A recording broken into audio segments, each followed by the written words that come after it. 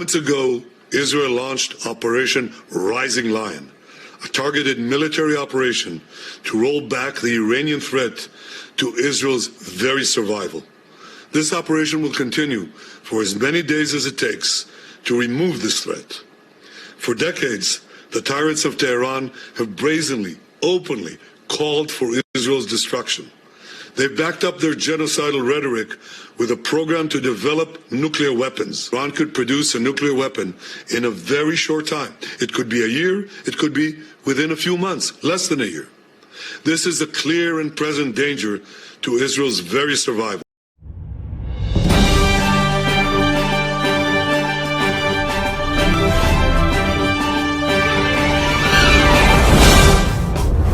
የእስራኤል የጥቃት ማዕበል በኢራን ላይ ሴት አትሌቶችን የሚያድኑ ወንዶችና ያልተሰማው የገለቴ ቡርቃ ታሪክ በግብይት ወቅት ከ10,000 ብር በላይ ጥሬ ገንዘብ መጠቀም ቅጣት ሊጣልበት ነው። በዝርዝር እንመለከታቸዋለን። የከበረ ሰላምታችን በእያላችሁበት ይድረስ። አይቲቪ ላይ ነው ያላችሁት። የእስራኤል መከላከያ በኢራን የኒውክሌርና ወታደራዊ ጣቢያዎች ላይ ከባድ የአየር ጥቃት ማድረሱ ታውቋል። ኢራን የእስራኤል ጥቃትን ተከትሎ የአየር ክልከላዋን ሙሉ በሙሉ መዝጋቷን አስታውቃለች። የእስራኤል ጠቅላይ ሚኒስትር ቤንያሚን ኔታንያሁ እንዳስፈላጊነቱ ጥቃቱ ይቀጥላል ብለዋል። አያቶላ አሊ እስራኤል ከባዱን ዋጋ ትከፍላለች ሲሉም ዝተዋል። እስራኤል በ6 የኢራን አካባቢዎች ላይ የተቀናጀ ጥቃት እየሰነዘረች ሲሆን በ10 ሺዎች የሚቆጠሩ ወታደሮች አንቀሳቅሳለች ተብሏል። ከኢራን በኩል ከባድ አጸፋ በአሜሪካና በእስራኤል ላይ እንደሚፈጸም ይጠበቃል። የመጀመሪያ መረጃዎች እንደሚያሳዩት የእስራኤል ጦር በ6 ስፍራዎች ላይ በመላ ኢራን ጥቃት ሰንዝራለች። ሁለት ዙር የጥቃት ማዕበል በኢራን ላይ መድረሱን የቴህራን ሚዲያዎች ያረጋገጡ ሲሆን በአሁኑ ሰዓት 3ኛው ዙር ጥቃት ሊፈጽም ጫፍ ላይ ደርሷል ተብሏል። በቴህራን፣ ናታንዛ፣ ታብሪዝ፣ ኢስፋሃን እና መሰል ቦታዎች የጥቃት ሰለባ ሆነዋል። የእስራኤል የስለላ የቴክኖሎጂና የወታደራዊ አቅም ፈርጣማነት አንዱ ማሳያ ዛሬ ሌሊት ቴህራን ላይ በፈጸመችው ጥቃት የኢራን የጦር ኃይሎች ኤታማዦር ሹም መሐመድ ባግሪን እና የአየር ኃይል ዋና አዛዥ አመር አልአዛድ ገድያለው ማለቷ ነው።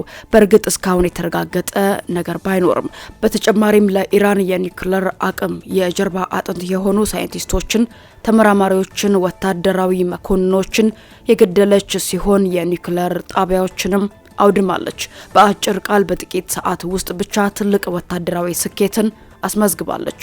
ጠቅላይ ኤታማዦር ሹም እና የአየር ኃይል አዛዥን ጨምሮ ብዙ ወታደራዊ መኮንኖችን ገና ጦር ሳይጀመር ተገደሉ ማለት የኢራን አጠቃላይ የወታደር ሆነ ማንኛውም መረጃ በእስራኤል እጅ ውስጥ እንደሆነ ግልጽ ነው።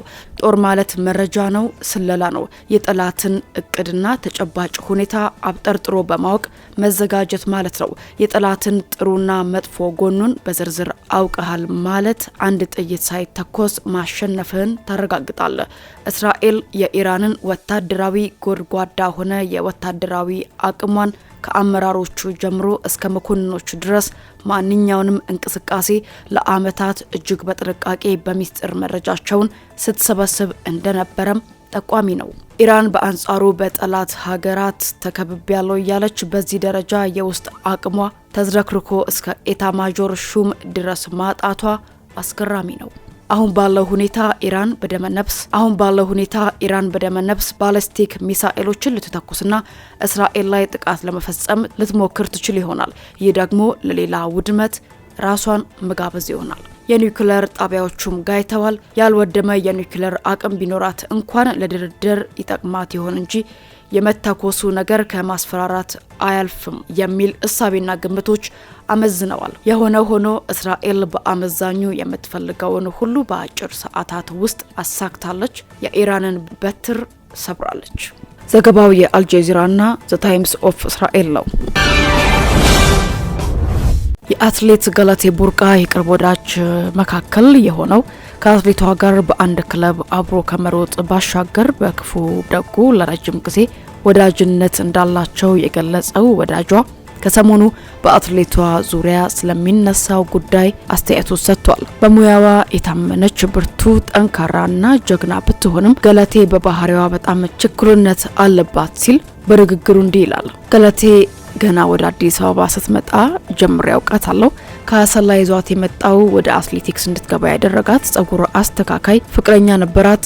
02 ቀበሌ አካባቢ ጸጉር ቤት ከፍቶ ይሰራ የነበረው ይህ ፍቅረኛዋ ለእርሷ ስኬት ሲል ብዙ ዋጋ ከፍሏል። ወደ አዲስ አበባ ከመጡ በኋላ ጫማን በሲባጎ እየጠገነ የተቀደደ ካልሲ እየሰፋ አብሮ እየወደቀ እየተነሳ፣ ነገር ግን ትንሽ ዝና መምጣት ሲጀምር ልጁን አይንህን ላፈር አለችው።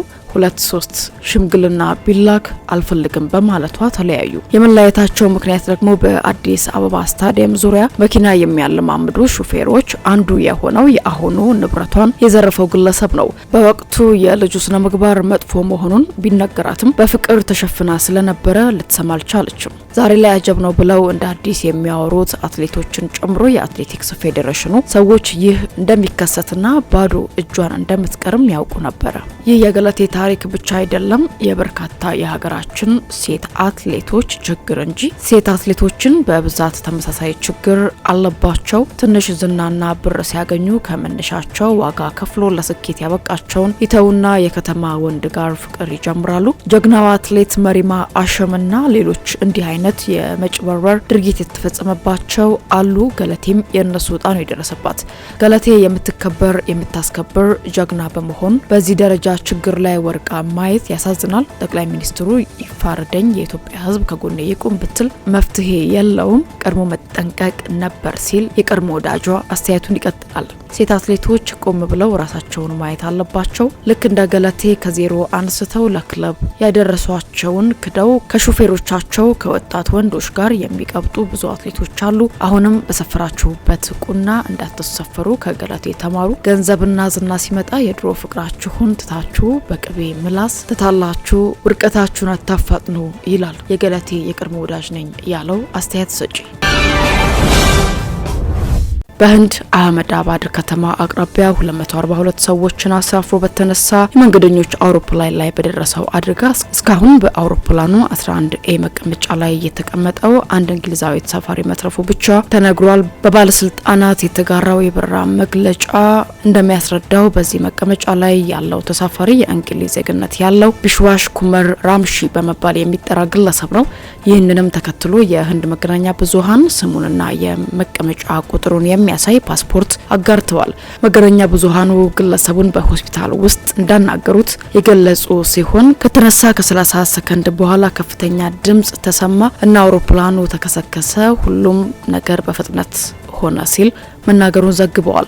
በአውሮፕላኑ ውስጥ ከነበሩት 242 ሰዎች መካከል 217ቱ ጎልማሶችና 11 ህጻናት እንደሚገኙበት የተገለጸ ሲሆን 230 መንገደኞችና 12 የበረራ ሰራተኞች በአውሮፕላኑ ውስጥ መሆናቸው ተነግሯል። ከነዚህ ውስጥ 169 የህንድ ዜግነት ያላቸው፣ 53 የእንግሊዝ ዜግነት ያላቸው፣ 7 የፖርቹጋልና 1 የካናዳ ዜግነት ያለው ተሳፋሪ በአውሮፕላኑ ላይ ተሳፍረው እንደነበር አየር መንገዱ አስታውቋል። እስካሁን ድረስ 204 ሰዎች አስክሬን መገኘቱን የሀገሪቱ ፖሊስ ያስታወቀ ሲሆን አደጋው አስከፊ በመሆኑ ተሳፋሪዎች በህይወት የመገኘት እድላቸው አነስተኛ መሆኑ ታውቋል። አደጋውን ተከትሎ የሀገሪቱ እንዲሁም የተለያዩ ሀገራት መሪዎች የሀዘን መግለጫን እያስተላለፉ ነው። በግብይት ወቅት ከ10 ሺህ ብር በላይ ጥሬ ገንዘብ መጠቀም ቅጣት ሊጣልበት ስለመሆኑ ተሰምቷል። በግብይት ወቅት ከ10 ሺህ ብር በላይ ጥሬ ገንዘብ መጠቀም ለከፋዩ በወጭነት ለተቀባዩ ደግሞ አስተዳደራዊ ቅጣት እንዲጣልበት ይደረጋል ተብሏል። አዲሱ የገቢ ግብር አዋጅ ሲጸድቅ ከ10 ሺህ ብር በላይ ግብይቶችን በጥሬ ገንዘብ መፈጸም የሚያስቀጣ ይሆናል ተብሏል። ረቂቅ አዋጁ ላይ ሀሳብ ለማውጣት ከተሳተፉት ባለሙያዎች የተወሰኑት ተግባራዊ ይደረግ በተባለው አሰራር ላይ ጥያቄን አንስተዋል። የገንዘብ ሚኒስቴር የህግ ጉዳዮች መምሪያ ኃላፊ አቶ ተወዳጅ መሐመድ እንዳሉት አዋጁ ተግባራዊ የሚደረገው በጥሬ ገንዘብ የሚፈጸም ግብይትን መገደብ ታሳቢ አድርጎ ነው። በአንድ ግብይት የሚፈጸም የጥሬ ገንዘብ ክፍያ ከ10 ሺህ ብር ከበለጠ ትርፍ ብር ለከፋዮች በወጪነት አይያዝም። ገንዘቡን የተቀበለውም የትርፉን ገንዘብ እጥፍ አስተዳደራዊ ቅጣት እንዲጣልበት ተቀምጧል።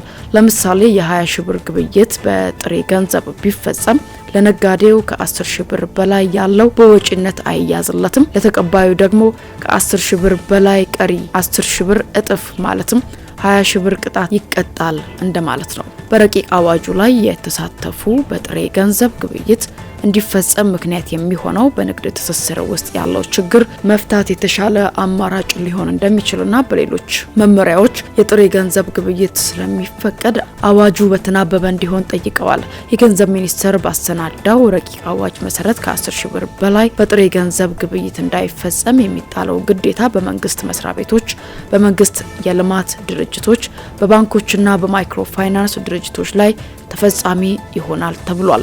ሌሎች አዋጁ ተፈጻሚ የማይሆንባቸው ግለሰቦችና ድርጅቶች የገንዘብ ሚኒስቴር በሚያወጣው መመሪያ ዝርዝር ይፋ ይሆናል ይላል ረቂቁ። ለማለዳ ያዝንላችሁ መረጃዎች ይሄን ይመስላሉ። በሌሎች መረጃዎች ተመልሰን እንገናኛለን። እስከዛው በያላችሁበት መልካም ቀን